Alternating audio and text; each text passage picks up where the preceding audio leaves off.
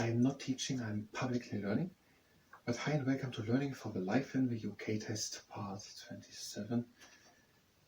Legal and Political Changes part 5, that is on page 18 and 19. While doing wrist training, and if you participate in the wrist training, even though we will spend the most time in Legal and Political Changes part 5, that is at your own risk.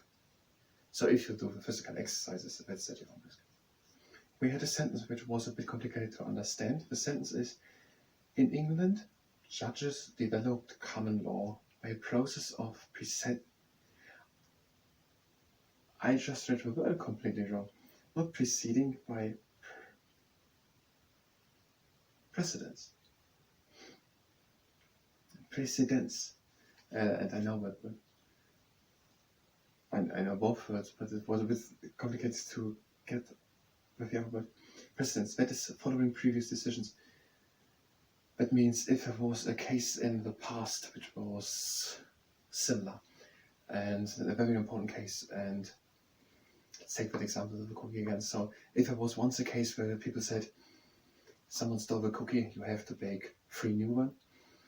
Then if someone 5 years later steals a cookie, then to say you have to bake 3,000 cookies to pay back what you have stolen from community, that would be a bit out of what is proper, what is I'm missing a vocabulary.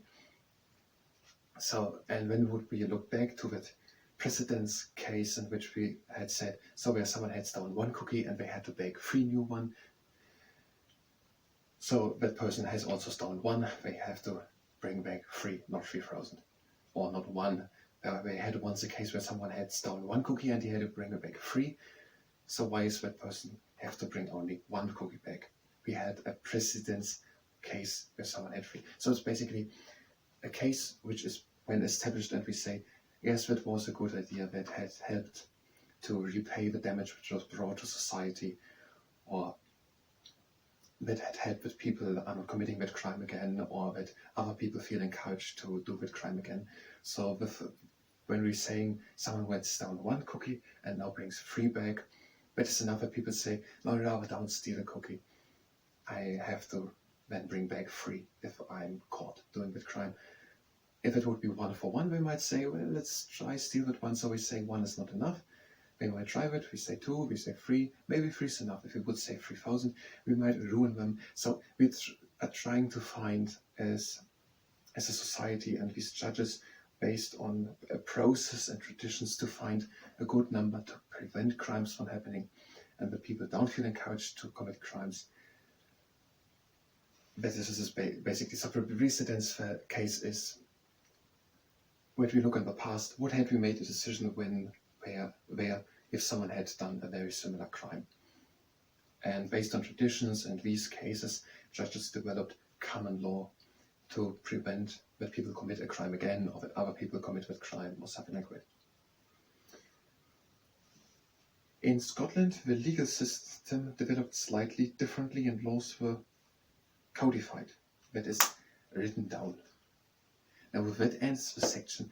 I don't understand the last sentence, what it means in practice.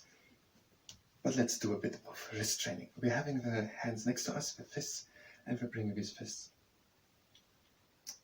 down and again up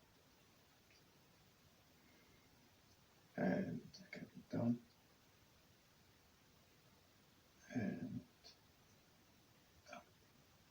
And we have 3 rules. The first rule is that we are stopping as soon as we feel pain. The second rule is that we're going only as far as we can go with a little bit of effort, and the third rule is that we are not overdoing it. As soon as we've done enough, we are stopping, and that would be now. Because one reason why we're stopping now is that we have a second exercise, by this exercise we're going with the hands to the inside and to the outside.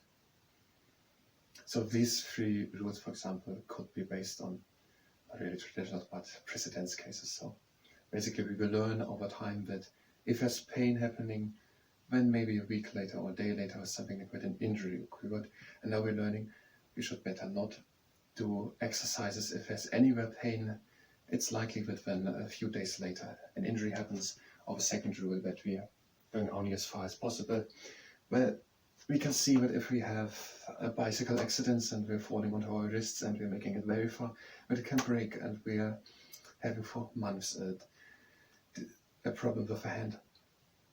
So we're saying we don't do with violence, and we also learn through the time it is not good to do this exercises with violence, even if it's not as great as a fall with a bicycle. It's not good to do them fully. And also about the great potential, that is all stress onto the wrists and something. We want to strengthen them. We give them some exercises, but we learned over time not every day should be done the full maximum. Not every day someone should run a marathon. Not every day someone should do a 10 kilometers run. There should be some rest days in between, and it's better if someone trains for a marathon not to run a marathon, just to run a few kilometers, just train a bit, train shorter distances, and not every day do the full potential. So these are, for example, something like that. And that is the same with just with criminology and with law and legal law. So that sentence, which was of a bit of difficult. In Scotland, the legal system developed slightly differently and laws were codified. That is written down. Was that the same author who used here, that is following previous decisions? Because it's an unusual way of starting what is written inside of the bracket, and we haven't encountered it so far in this book. So codified means that is written down. Let's look at that sentence before so we understand how the bracket is used, because it seems to have a system and I don't really understand that system. By process of precedence, that is following previous decisions. If someone doesn't know what precedence means, would they really understand that have following previous decisions? Would it maybe better to use the complete full sentence and explain it completely and not something in brackets, but that is following previous decisions. The process of following previous decisions and traditions. Yes, it makes a bit sense if we say it in one through. So in England, the judges developed common law by a process of following previous decisions and traditions. Let's try it with your sentence. In Scotland, the legal system developed slightly differently and laws were written down. This is a very simple and easy sentence. So why using codified? Is there a trick behind it that it is more complicated in reality? Or is it that easy? No matter the case, we're going on with the next exercise. We're having flat hands next to us. And now we're turning these flat hands to the inside, and that is the magician. And the hands to the outside and to the inside.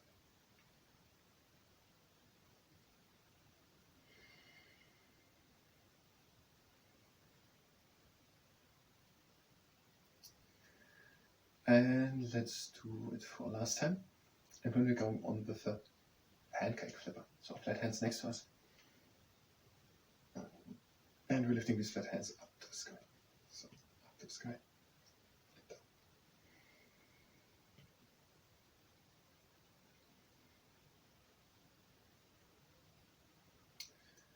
And the last time down. And then back to, what is the name of the chapter? Legal and political changes. Now we're through with the chapter. So we could now jump ahead, or we're going through it again. We don't have that much time. So in the Middle Ages, from 467 until 1485, the king of the reigning monarch had more or less absolute power. He sometimes had a king's council where he got advisors by noblemen and leaders of the church. But in 1215, King John was forced to sign the mark. There was never anything written There was nothing written of sign, but I'm pretty sure that I heard that it was signed. There was a Magna Carta, and there were demands by the noblemen to which the king had to agree. Now, why shouldn't that happen through signing with a signature? And this Magna Carta protected the rights of the nobility, and the king couldn't change laws completely in his own power. He had to involve nobility if he wanted to make such decisions. Then in England, there are two houses. So the parliament consists out of two houses, the House of Commons and the House of Parliaments, House of Lords. The House of Lords, these are the nobility, great landowners and bishops, and the House of Commons, these are wealthy people and knights who were elected by a portion of the public. And in Scotland, a bit differently, they are three estates, and the one are the Lords, the Commons and the clergy. And we have then also in England, based on previous cases and of traditions, common law was slowly developed. Yes, never been about slowly, but began to establish. This was also a time. Okay.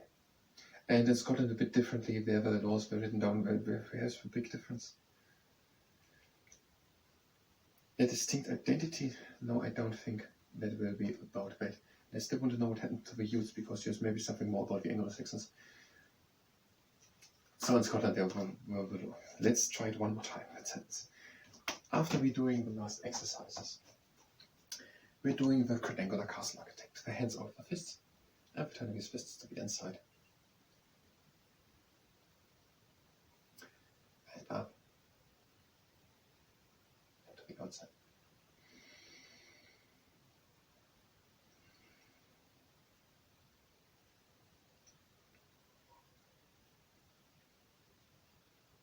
And then we're changing the direction down to the outside.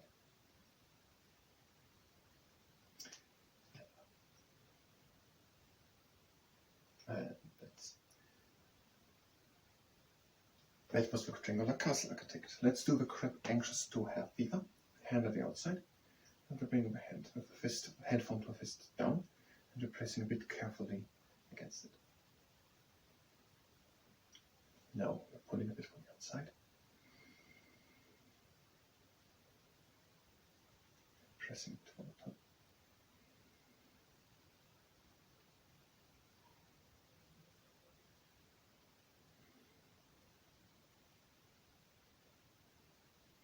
And with the other hand, hand form to a fist, down with it, and we're pressing a bit against.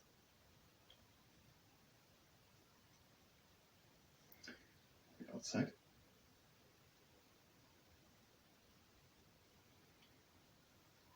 And from the top.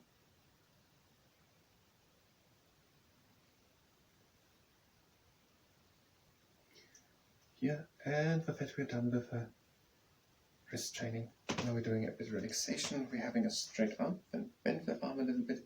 This is the brachioradialis muscle. Set on a bit next to it and go down over the arm. For moderate pressure. To relax the muscle like the last time. On the other side, straight arm, little bend. Here's the brachioradialis. Next to it and go down over it. For moderate pressure.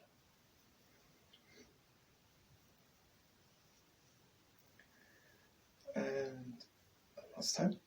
And let's try it for one more time to understand the last sentence. And also how these brackets work. That might be helpful for next time we encounter these brackets. In Scotland, the legal system developed slightly differently and laws were codified. That's written down. Maybe this is actually just a different name. We have here in Scotland estates, and they are then lords and commons and clergy. And in England we have houses, lords and commons. Maybe it's just a different name. So codified, that is written down. So in Scotland the laws were written down. Now if it would say us that these common laws in England were just from mouth to mouth spoken and never written down, that would make sense, but I'm pretty sure they are not just said on from one person to the other. Told as stories in the firelight, I guess they were also written down pretty precisely, word for word. We take it as it is. Thank you very much, and until next time.